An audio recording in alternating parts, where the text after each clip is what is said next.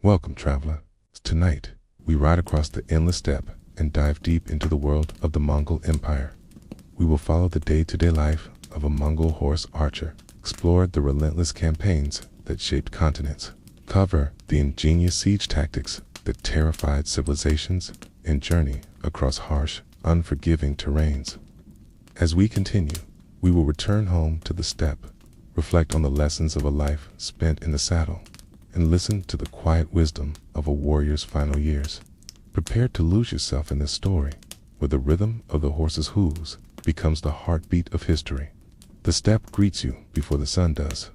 A cold, sharp wind moves across the endless grasslands as you rise from your felt-covered sleeping mat inside a simple gar. It's a round tent that is both home and fortress against the elements. You step outside to the sound of horses softly snorting in the morning mist. Your life, like your people's, is woven to the rhythm of your horse. You tend to it, carefully combing its thick winter coat, checking the leather of the saddle, and tightening the sinew strings of your bow, which you crafted by hand from horn, wood, and glue. Your bow is an extension of you, and it must be perfect. Breakfast is simple salted milk, tea, and dried meat eaten quickly while watching the horizon. There is always movement in the distance. Other riders, traders, or perhaps today, the distant call of duty from your Khan. Training is never finished. Even as an experienced archer, you must practice shooting targets while riding at full gallop, drawing the bow with practiced ease. The cold wind tugs at your robe, but your fingers move swiftly, confidently. You travel swiftly across the plains, sometimes alone, sometimes with your small band of riders, herding, hunting, delivering messages, or simply moving the camp to richer pastures. The steppe has no walls, no cities, just sky and grass, endless and open. Evening brings warmth by the fire, quiet stories, and the soft plucking of a horsehead fiddle. You sit near your family, sharing fermented mare's milk, and watching the stars slowly light the sky. Tomorrow may bring battle, or it may bring another day of riding. You are ready for both. The Mongol steppe stretches farther than the eye can see. There are no boundaries, no permanent homes. Life here is about motion, survival, and respect for the land. You ride with the herd's sheep, goats, horses, moving them to fresh pastures as the seasons shift. The rhythm of life is tied to the migrations. The grasses must not be overgrazed. Water sources must always be close. Your tent is light, designed to be dismantled and carried quickly. Every item you own must have a purpose and must travel easily. There is no room for waste. The wind here can be both friend and enemy. It carries messages, it brings storms, and it sharpens the bones of winter. Family is central. Grandparents tell old stories by the fire. Parents teach the ways of the bow and the saddle, and children learn to ride before they can properly walk. Horses are not just animals, they are lifelines. You know their personalities, their limits, their sounds. The seasons dictate your pace. In spring, the grass returns and the herds grow fat. In summer, the sun is harsh and battles are often planned. In autumn, preparations for winter dominate. And in winter, life slows and the cold presses in, testing both man and beast. But through all seasons, the steppe is home. Its wide skies and soft grasses are your comfort. Its storms and cold winds, your teachers. At night, the camp gathers around the warmth of the fire. The clatter of bowls, the soft bubbling of soups, and the low sound of the horsehead fiddle fill the air. The stories begin, not rushed, but told with patience, as time flows differently here. You hear tales of great Khans, spirits of the sky, and ancestors who ride the winds. Respect for the spirits of the land is woven into daily life. Before journeys, a drop of milk is offered to the earth. Before battles, horses are honored with chants and strokes to their manes. Family ties are strong and respected. Decisions are made collectively, often around meals. Elders guide the young, and the young learn by watching, by doing. The making of tools, bows, and clothing is done carefully, with attention to every thread and knot. Crafting of a bow is almost sacred glue made from animal sinew, wood bent with steam, horn polished smooth. Love is quiet, practical. Marriage is a bond of families, of survival and trust. Children ride with their parents, learning from the world, learning from the rhythm of the animals and the steppe. Celebrations are simple, but joyful: horse races, wrestling matches, archery contests. The camp swells with laughter, the sharp hooves of racing horses thundering over the soft ground. The nights are long, but filled with warmth. When the Khan calls, you gather. The preparations are deliberate, quiet, not filled with boastful cries, but with careful checks. The tightening of saddles, the sharpening of small, curved blades, the oiling of bows. You know, the power of the Mongol army is not in brute strength, but in precision, speed, and unity. The command system is clean. Groups of tens, hundreds, thousands, each with a leader. On the eve of battle, the camp is still. The horses are fed carefully, watered early to keep them fast. Sit near the fire, inspecting each arrow, ensuring the fletching is perfect. A single flawed arrow can decide life or death. There are rituals, soft prayers to the eternal blue sky, offerings of mare's milk poured onto the earth, songs sung not in fear, but in focus. You speak little, you rest well. For tomorrow you must ride swiftly, strike cleanly, and disappear before the enemy can grasp what has come upon them. The Mongol Horse Archer lives in motion, in the breath between gallops, in the silence before battle, in the endless dance with the horizon. And so you sleep beneath the wide sky, your bow beside you, ready to rise with the morning. You rise before the first light, not in your familiar steppe, but in a distant, foreign land. The grass smells different, the wind carries new scents, and the trees stand taller than those at home. You are far from your family now, weeks, even months of hard riding away. The Mongol army does not march like others. You move quickly, silently, splitting into columns, swarming across hills and rivers with breathtaking speed. You ride for hours without dismounting, your body so used to the saddle that the horse is part of you. There are long pauses between battles, days spent setting up temporary camps, carefully rotating horses, feeding them, brushing them, ensuring they stay strong.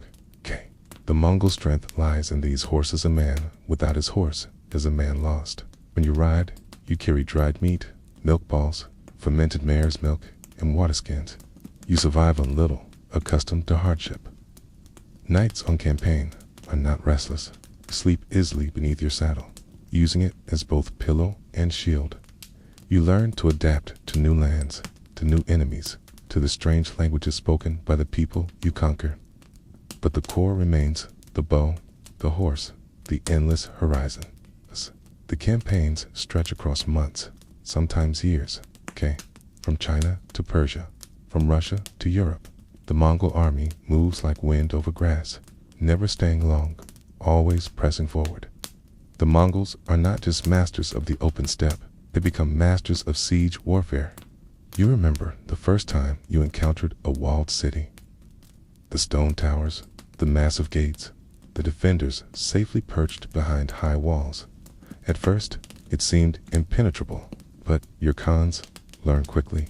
You study your enemies, capture engineers from China and Persia, and soon you understand the mechanics of war machines. See catapults assembled before your eyes, siege towers rolled toward enemy gates, and giant crossbows that hurl massive bolts into stone walls. Your role shifts. You still ride swift as a storm, but now you also help to blockade cities, cutting off supplies, intercepting messengers, waiting as the siege grinds on. You hear the drums of war echo across the plains, the sharp cracks of catapults striking the gates.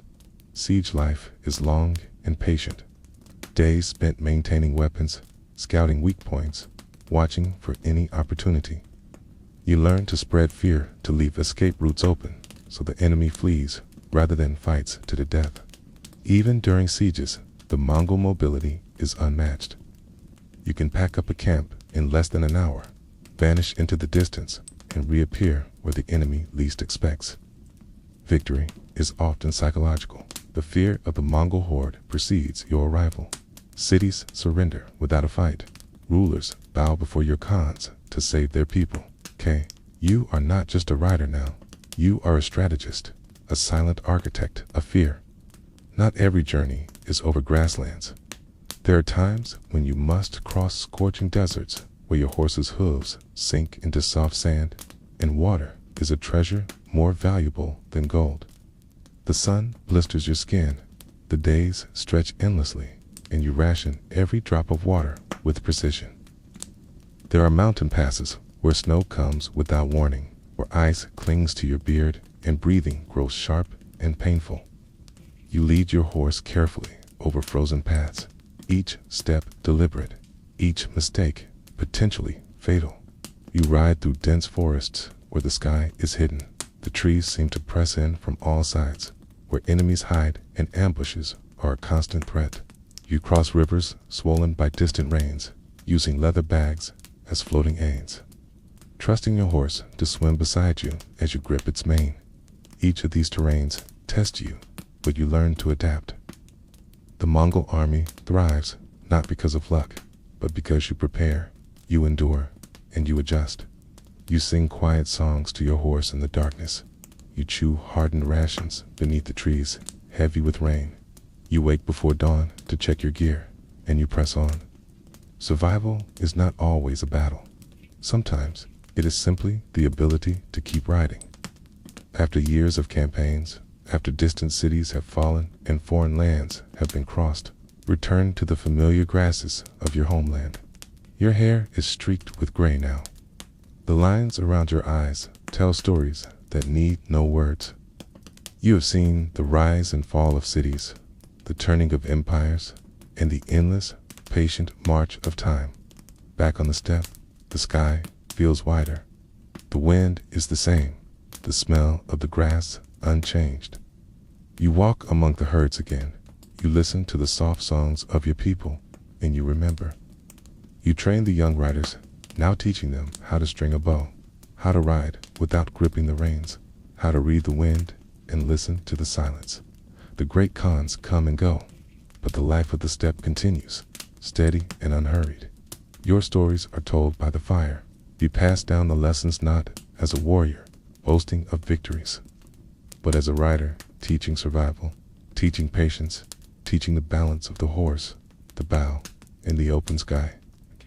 As the night deepens, you lie on your mat, wrapped in thick furs, your horse resting nearby. The steppe remains endless and eternal, and so does your story. Power within the Mongol Empire is not just won on the battlefield, it is forged in the silent negotiations around the fires. As you grow older, witness the careful balance of power among the descendants of Genghis Khan, the Kirill Tita Grand Council, where new leaders are chosen in a place of measured words and unspoken rivalries. Alliances are sealed not just by blood, but by marriages, shared victories, and promises made under the vast sky. You observe these gatherings from a distance, learning how even warriors must bend to politics. The khans, who command thousands, once sat where you sit, their destinies shaped by family, by timing, by loyalty. The politics of the steppe are swift and dangerous. Support the wrong heir, and your life may be cut short. Pack the right one, and you may rise beyond what your bow and horse alone could earn you.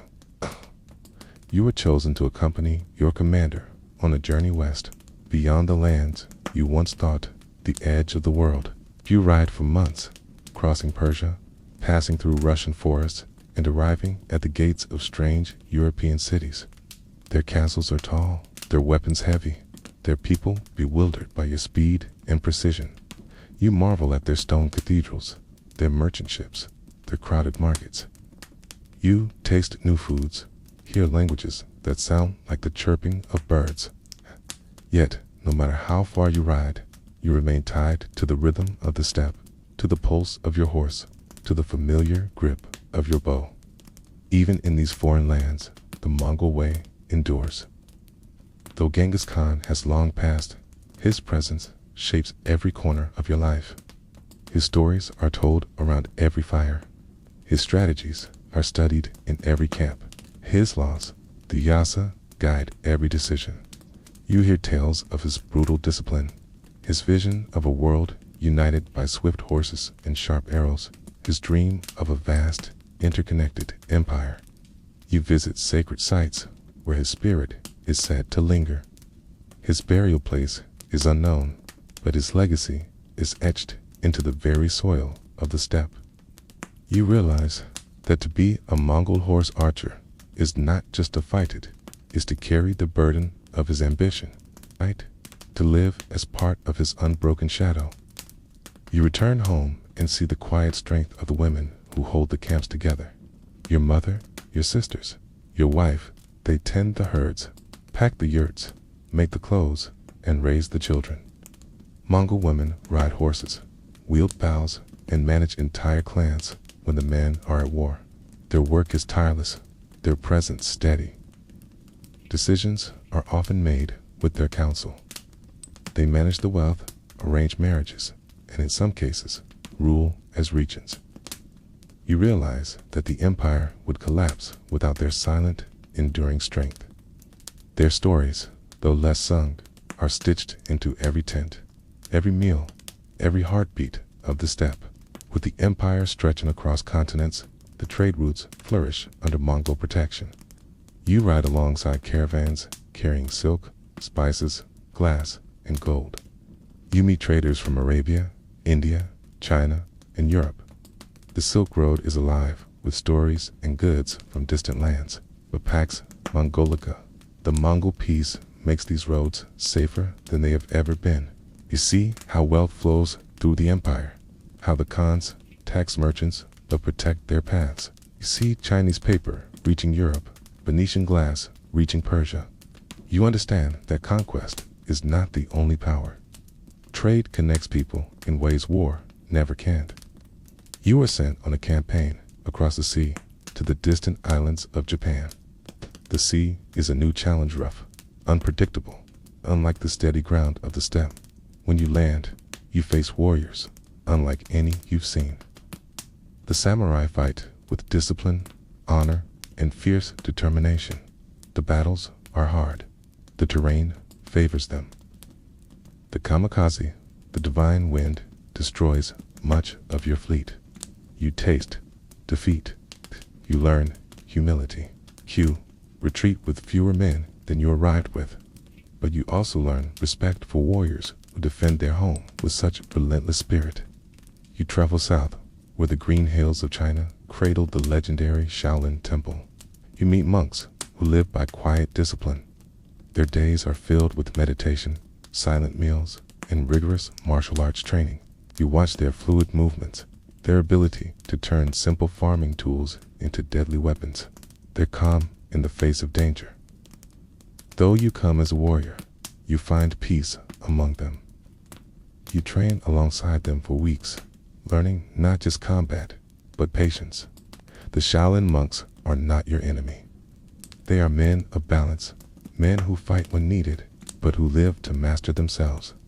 Their quiet strength lingers with you long after you ride away. In your later years, you seek the wisdom of the shamans, the spiritual guides of your people. You sit by their fires as they chant, drum, and whisper to the spirits of the sky and the ancestors who walk unseen. They tell you that the spirits of horses and warriors guide the living. They use bones, smoke, and dreams to read the future. You begin to understand that not all battles are fought with bows. Some are fought within, in the silent spaces of the soul. See visions of the endless steppe, of your fallen brothers, of the Khans who shaped your world. The shamans remind you that life is not a straight path. It is a circle, forever returning to its beginning. You visit Karakor, the growing heart of the Mongol Empire. You watch craftsmen build palaces, temples, and markets. You see artisans from every corner of the empire working side by side, Persian architects, Chinese engineers, European craftsmen. The streets are busy with traders, diplomats, soldiers, and priests from distant lands. Karakoram is not grand like the cities you've conquered, but it pulses with life, with the hum of ideas and the clatter of exchange. It is here that the Khans govern not just by sword, but by trade, by diplomacy, by law. The steppe has found its center. In quiet moments, you notice the weight the empire carries. The forests cut down to build siege weapons, the fields left fallow after endless wars, the people uprooted, the cities burned, the languages silenced. You wonder what price your people will pay for such rapid expansion. You see the growing distance between the Khans and the common rider. You begin to sense the cracks forming, the slow fraying of unity as distant branches of the empire pull away. Even the strongest empire is not forever. You witness the funeral of a great Khan. The body is carried across the steppe. The mourners ride in silence. The sacred burial site remains secret, known only to a few. The empire pauses, as if holding its breath. There is grief, but also uncertainty. Who will lead next? Will the clans unite or fracture? The great Khans rise and fall, but the steppe remains, watching, waiting. You realize the true strength of your people is not just in their leaders, but in their way of life. Your final days arrive, as all days must.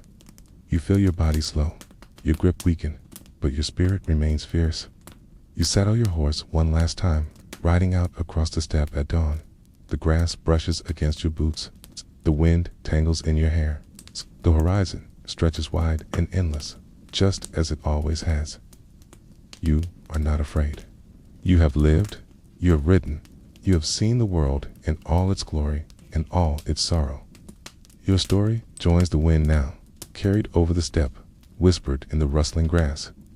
And the ride continues.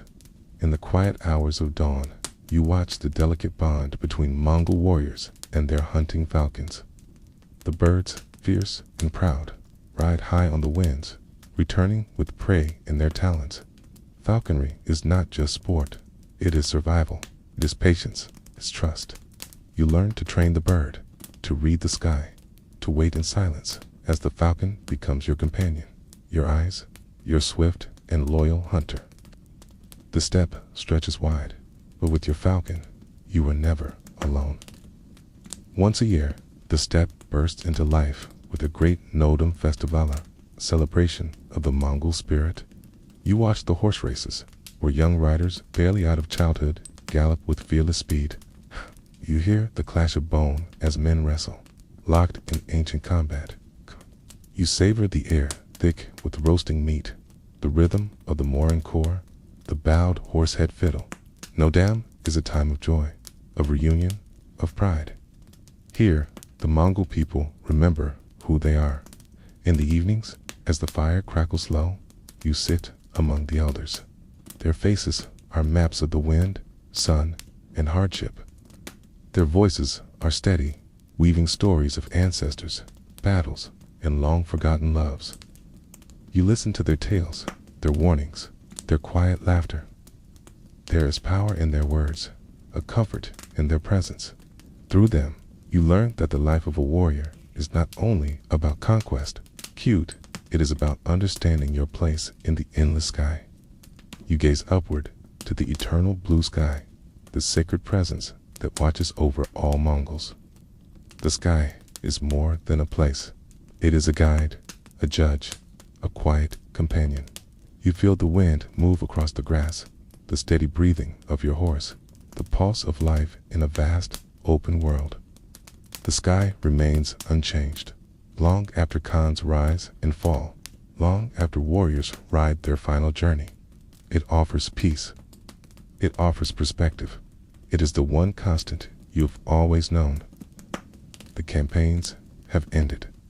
The drums of war are silent. You return to your people, your family, your place by the fire. Your armor hangs untouched. Your bow rests in its case. You ride now only for pleasure, not for conquest. The steppe welcomes you home, unchanged, familiar. The rhythm of your life slows, each sunrise a gentle reminder that you have endured. And when you finally rest beneath the eternal blue sky, your story will linger like the hoofbeats fading into the distance. Thank you for joining this journey through the life, the battles, the wisdom, and the quiet moments of a Mongol horse archer. May the rhythm of the steppe, the wind, the stories you have heard tonight bring you peace and carry you gently into rest. The past has written its course. The future is yet unwritten. But for now, you may simply rest.